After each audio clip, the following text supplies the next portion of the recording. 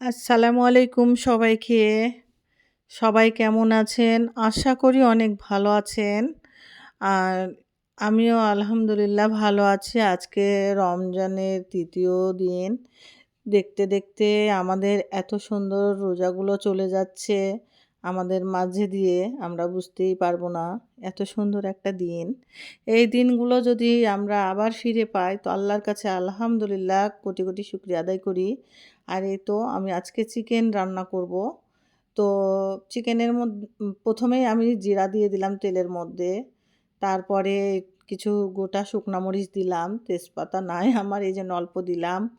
সবকিছু গরম মসলা যা, যা ছিল আমার দারচিনি, এলাচ, জয়িত্রী সবকিছু দিয়ে দিলাম। এগুলা দিলে কিন্তু চিকেন ভুনাটা রান্নাটা অনেক স্বাদ হয়।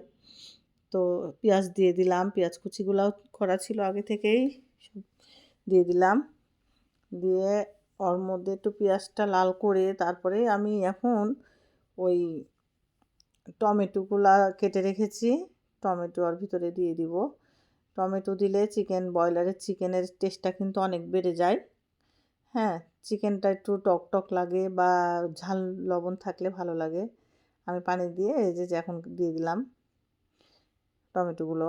দিয়ে এখন ভালো করে একটু কষায় তারপরে মসলা দিব। সুন্দর করে কষায় নিলাম। নিয়ে যে আদা রসুনগুলোও একটু বাটা দিয়ে দিলাম।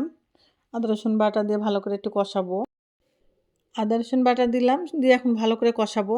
কষিয়ে তারপরে যে গুঁড়া মরিচগুলা মশলাগুলোও দিয়ে দিব। ধনার গুঁড়া, মরিচের গুঁড়া, তারপরে হলুদের গুঁড়া, হ্যাঁ? সব কিছু দিয়ে দিলাম। এখন দিয়ে ভালোভাবে কষাবো মশলাটাকে। মশলাটা ভালোভাবে কষানো হয়ে গেলে তারপরে চিকেনগুলো দিয়ে দিব। এখনও মশলাটা আমার কষানো হয়নি। স্বাদমতো লবণ দিয়ে দিলাম। হ্যাঁ, মশলাটা ভালো করে কষানো হয়নি। মশলা কষানোর মধ্যে কিন্তু সব কিছু। মশলা কষাবেন যত ততই কিন্তু তরকারিটার টেস্ট বেড়ে যাবে। তো এই টেস্টের জন্য আমাদের ছোট্ট মামনি উর্মি আমি একটু ভয়েস দিচ্ছিলাম তো আমাকে সাইড থেকে খুব হাসাচ্ছে। হ্যাঁ, কি করব বলেন? এরা তো এরকমই। তো এই যে এখন আমার সব মশলাটা সুন্দর করে দেখো কত সুন্দর লাগছে। অনেক মানে মশলা দিয়ে একটা তরকারি যে রান্না শেষে যে ফ্লেভারটা বের হয় না? সেম, সেম এরকম। তো এরকম ফ্লেভারটা যখন বের হবে তখন আপনারা চিকেনটা দিবেন। চিকেন হোক বা যেটাই হোক, মশলার যখন একটা গন্ধটা একটা আছে সুগন্ধি, সেই যেটা ছড়াবে, গোটা বাসায় ছড়িয়ে যাবে সেন্টটা, তখন কিন্তু চিকেন দিয়ে দিতে হবে। আর আমি ছোট্ট আলু ভুনা খাওয়ার খুব ইচ্ছা হয়েছে।